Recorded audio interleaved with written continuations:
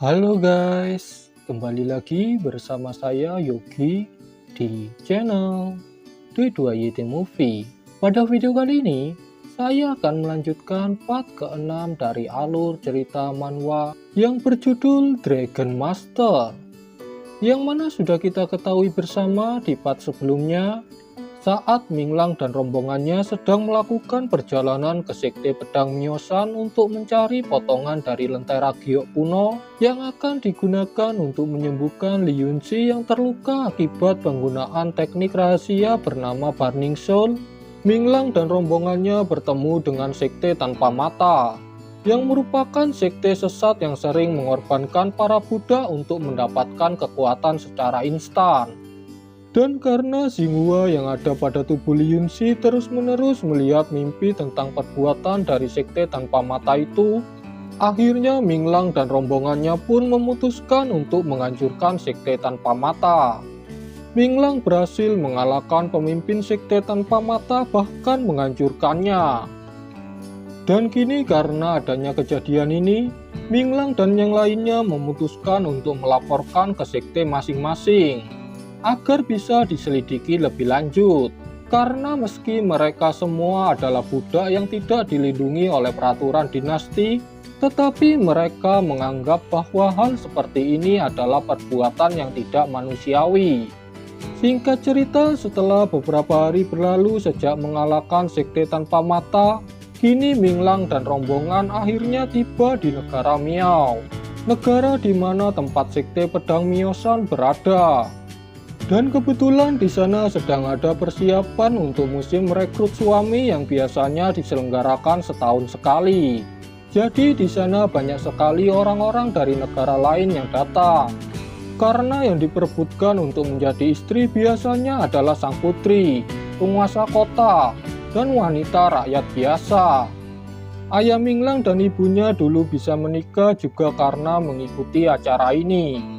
Singkat cerita, setelah sampai di kota Miao, Minglang pun beristirahat terlebih dahulu sebelum pergi ke tempat Sekte Pedang Myosan.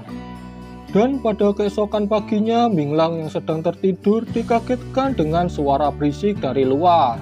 Ternyata suara itu berasal dari arak-arakan Putri Luo Shui, yang merupakan salah satu putri penguasa kota Miao. Dan pada saat Minglang melihat arak-arakan itu, tiba-tiba Xinghua datang ke kamar Zhu Minglang. Xinghua mengatakan bahwa dia telah melihat potongan dari giok lentera kuno melalui penglihatan masa depannya. Benarkah kau telah melihatnya? Di mana itu? Di situ, di wajahnya. Maksudmu, riasan giok penutup wajah yang digunakan oleh Putri Luo Shui? Iya, benar. Mengetahui hal itu, Minglang dan teman-temannya pun menemui Nona Wen untuk menanyakan tentang hiasan wajah yang dipakai oleh Putri Luo Shui itu. Ternyata Nona Wen mengatakan bahwa hiasan wajah itu tidak akan dilepas, karena itu adalah lambang dari putri kerajaan, yang mana para putri akan mengenakan cadar hiasan wajah sejak umur 18 tahun, dan akan dilepas ketiganya pada malam kamar pengantin, untuk menunjukkan wajah sang putri kepada suami. Mengetahui hal itu, Yasuo mengatakan kepada Nona Wen bahwa Zhu Minglang ingin menjadi suami dari Putri Luo Shui. Tidak, Nona Wen, jangan dengarkan omong kosongnya. Aku tidak bermaksud sama sekali. Gawat, aku tidak boleh membiarkan Yasuo berbicara lagi. Oh iya, aku baru ingat. Kudengar di kota ini ada banyak spiritual Azure Dragon. Mari kita lihat-lihat dulu. Minglang pun langsung pergi menuju istana gadis naga untuk mendapatkan beberapa item Azure Dragon untuk naganya. Dan ketika sampai di sana, nampak beberapa gadis cantik yang sedang berkumpul. Hal itu terjadi karena akan diadakan perekrutan suami yang akan diadakan beberapa hari lagi. Para gadis-gadis itu nampaknya suka dengan kedatangan Minglang, sehingga hal itu membuat marah Pangeran Liang yang datang ke istana wanita naga dengan tujuan untuk menjadi peserta perekrutan suami. Dari mana kura-kura ini berasal? Usir dia. Akan kupatahkan kakimu dan menendangmu dari sini. Siapa pria songong ini? Apa maksudnya? Aku hanya berdiri di sini. Kenapa kakiku harus dipatahkan? Boleh ku tanya alasannya? Wajahmu itu, wajah yang disukai oleh para gadis-gadis. Pangeran ini tidak suka melihat pria dengan wajah seperti itu. Apa-apaan sih, nggak jelas. Dasar kau. Hati-hati, meski dia begitu, dia adalah seorang master yang memiliki kekuatan besar. Sayang sekali, Great Black Fang tidak memakan orang. Jika tidak, orang sepertinya bisa menghemat biaya makan untuk naga. Baiklah, Great Black Fang. Hoi, kau tidak tahu malu mengeluarkan nagamu yang rendah itu di depanku. Hah? Great Black Fang sudah cukup untuk mengalahkan sampah sepertimu. Kau ini, Zhang Xiu, kalahkan naga itu.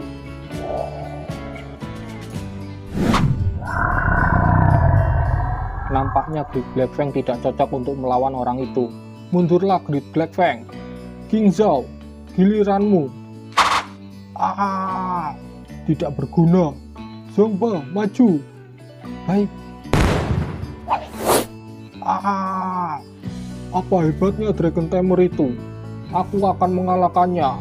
Hancurkan naga hijau itu berkeping-keping. Great Black Fang, kuserahkan dia padamu. Apa?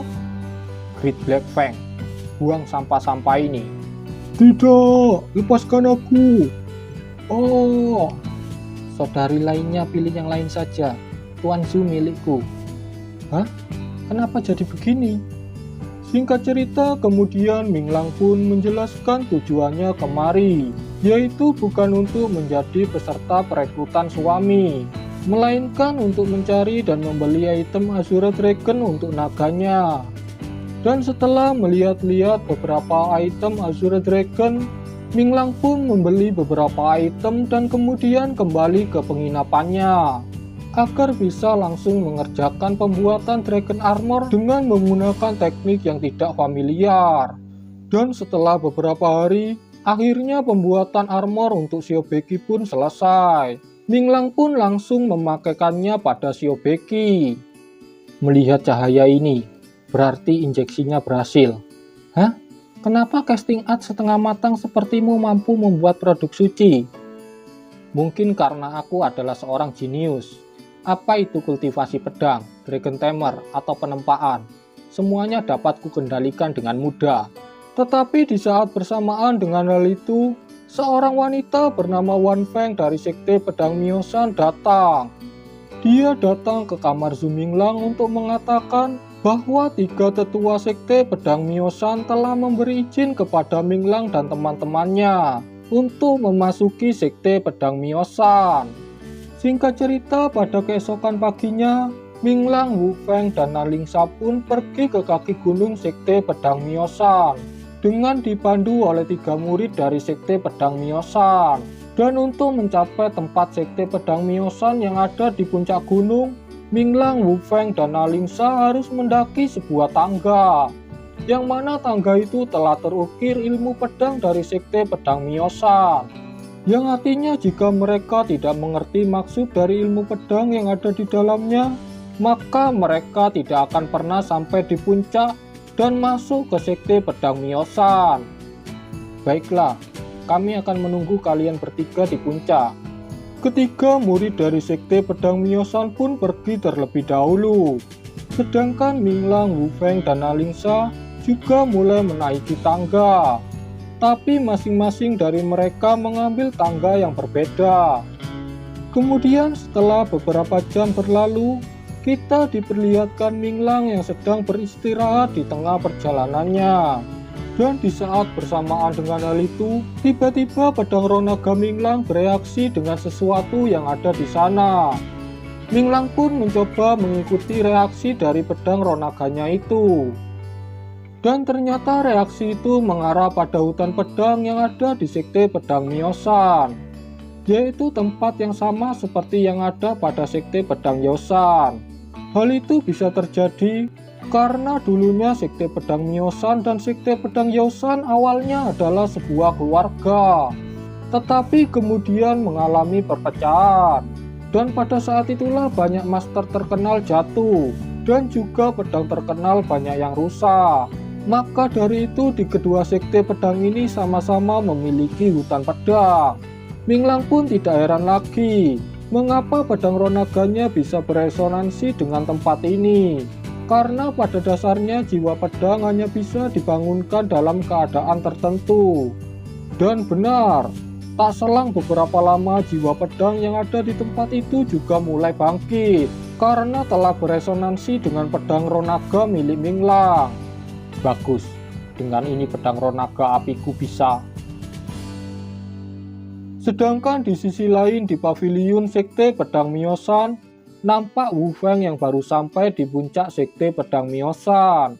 Silakan duduk. Terima kasih. Tetapi apakah saya adalah orang yang mencapai puncak lebih dulu? Tidak, gadis itu lebih cepat darimu. Apa, Nonanan? Dia jelas bukan pendekar pedang. Bagaimana dia memahami jalan pedang lebih hebat dariku? Singkat cerita, kemudian Wu Feng pun ingin masuk dan duduk di dalam pavilion sama seperti Nalingsa. Tetapi dilarang oleh murid dari sekte pedang Miosan. Karena yang mana sudah kita ketahui bersama, sekte pedang Miosan begitu anti terhadap laki-laki. Jadi mereka sering melakukan diskriminasi terhadap laki-laki.